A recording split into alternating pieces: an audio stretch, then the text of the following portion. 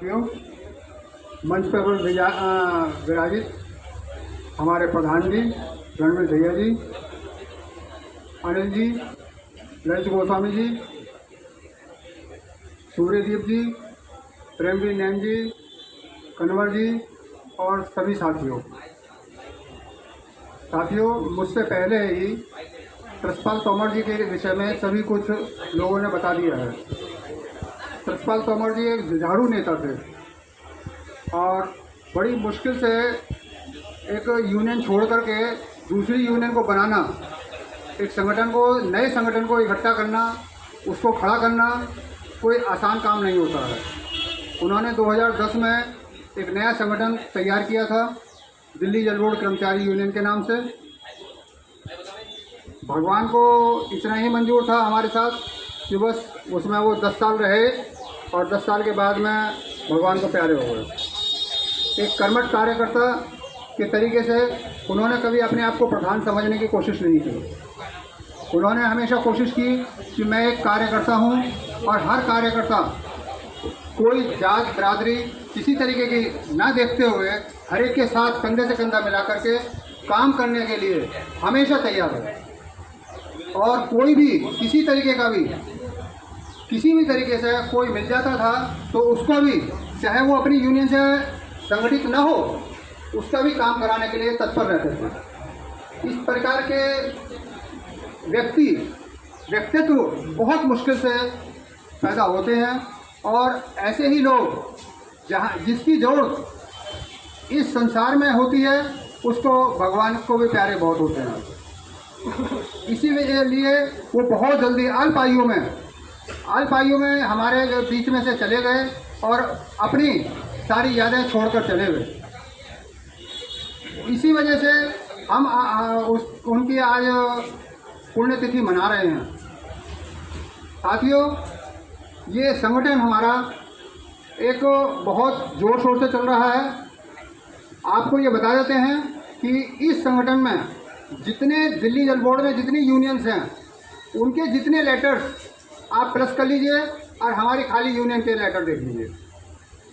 हमारी यूनियन जो भी काम कराती है एक ठोस कार्यक्रम के तहत कराती है और जो भी बात करती है, अगर किसी अधिकारी से बात करती है तो अधिकारी ये बात मानते हैं कि ये यूनियन कोई प्रमाण रख करके बात करती है, बिना प्रमाण के कोई बात नहीं करती। अभी आपके एक एचआरए का ही मसला था। 7 जुलाई 2017 को जो 7th पे कमीशन का ऑर्डर था उसके अंदर साफ था कि जब डीए 25% हो जाएगा तो एचआरए 24% से 27% कर दिया जाएगा। लेकिन ना तो किसी यूनियन को पता था, ना डिपार्टमेंट को याद था। हमारी सूर्यदीप जी से बात हुई तो सूर्यदीप जी बोले कि एक लेटर हमें लिखना चाहिए। सूर्यदीप जी ने फ़ौरन एक लेटर तैयार किया, एडमिनिस्ट्रेशन को दिया। एडमिनिस्ट्रेशन ने उस अपनी गलती को माना और फ़ौरन ऑर्डर किए और सभी कर्मचारियों को, पूरे जल बोर्ड के कर्मचारियों को एचआरए 24% से 27% तनख्वाह में लगकर मिल गया। इसी प्रकार हमने जो एनपीएस में कुछ लोगों की लगे हैं, एक 2004 के बाद लोग लगे और उनकी डेथ हो गई, तो उसके परिवार को तो हम वापस नहीं ला सकते, परिवार के लिए उस सदस्य को तो वापस नहीं ला सकते। लेकिन गवर्नमेंट ऑफ इंडिया की तरफ से एक रूल था कि उनकी विधवा को पुराने स्केल से पेंशन मिलेगी। उसको देने के लिए भी दिल्ली जल बोर्ड तैयार नहीं था। हमारी 27 नवंबर 2019 को मेंबर एडमिनिस्ट्रेशन से मीटिंग हुई और उसमें ये फैसला हुआ कि ये पेंशन दी जाएगी। 14 जनवरी 2020 को प्रशासन ने ऑर्डर कर दिए कि सभी को ये पेंशन दी जाएगी। उसमें अब पेंशन देनी शुरू कर दी है। हमने कोशिश की है कि हर एक्शन को ये कहा गया कि भाई इनको पेंशन दी जाए, जो भी तुम्हारे यहाँ केस है। मैं सभी साथियों से निवेदन करता हूँ कि किसी की भी नॉलेज में कोई ऐसा कर्मचारी हो कि जो 1/1/2004 के बाद लगा और इन केस उसकी डेथ हो गई, तो उसकी विधवा को अगर पेंशन नहीं मिल रही है तो वह संपर्क बनाएं उनसे, और संपर्क में हमारे साथ उनसे संपर्क कराएं। हम उनको 100% उसी डेट से, जिस डेट को कर्मचारी की डेथ हुई है उस डेट से उसको पेंशन दिलाएंगे। पुरानी पेंशन के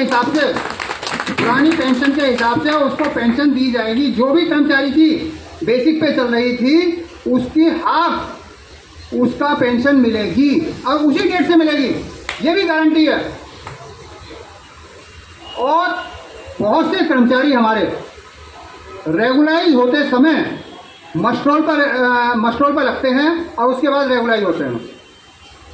इस वजह से जो उनकी लेंथ ऑफ सर्विस होती है, लेंथ ऑफ सर्विस 33 साल की बजाय कुछ कम पड़ जाती है। तो उनको जो टर्मिनल ड्यूज हैं, जैसे ग्रेजुएटी है, उनका लीव एनकैशमेंट है या उनको पेंशन है, वो कुछ कम हो जाती है। तो गवर्नमेंट ऑफ इंडिया ने 1968 में एक ऑर्डर पास ऑन किया था, 1968 में, कि अगर मस्ट्रोल पर आदमी ने 8 साल सर्विस की है तो उसको 4 साल लेंथ ऑफ सर्विस में जोड़ दिया जाए। अगर कोई भी कर्मचारी मस्ट्रोल पर काम किया है और उसकी सर्विस बुक में ये सर्कुलर नहीं लगा हुआ है, तो आप हमसे सर्कुलर की कॉपी ले लीजिए और उस सर्कुलर की कॉपी अपनी सर्विस बुक में लगवा दीजिए कि लेंथ जितनी मस्ट्रोल की सर्विस है उसकी हाफ उसकी लेंथ ऑफ सर्विस के लिए जुड़ेगी। उससे उसको ग्रेजुएटी का बेनिफिट मिलेगा, हर सूरत में ग्रेजुएटी का बेनिफिट मिलेगा, और उसको 33 साल की सर्विस हो जाएगी तो पूरा बेनिफिट उसको मिलेगा। किसी भी कर्मचारी को कोई भी दुविधा है तो वो खुल करके बताए, ये नहीं अपने मन में रखे कि नहीं बताने से कोई फायदा नहीं होगा। अगर आप बताएंगे नहीं, बहुत सारी बातें ऐसी होती हैं कि हमारी नॉलेज में नहीं आती, तो हम कुछ भी इस प्रशासन के सामने नहीं रख पाते। अगर आपकी समझ में कोई बात आई है तो उस बात को भी यहाँ सूर्यदीप जी को बताएं, प्रधान जी को बताएं, मुझे बताएं और साथियों को बताएं, प्रेमवीर जी को बताएं, इन बातों को बताएं ताकि उस बात का समाधान किया जा सके, और समाधान करके जो भी उसका निर्णय होना है वो निर्णय लिया जा सके। मैं सभी साथियों से एक अपील करता हूं कि अपनी एकता को हमेशा बनाए रखें, एकता को कभी टूटने न दें। एकता ही संगठन का सबसे बड़ा मजबूत स्तंभ है। जय हिंद।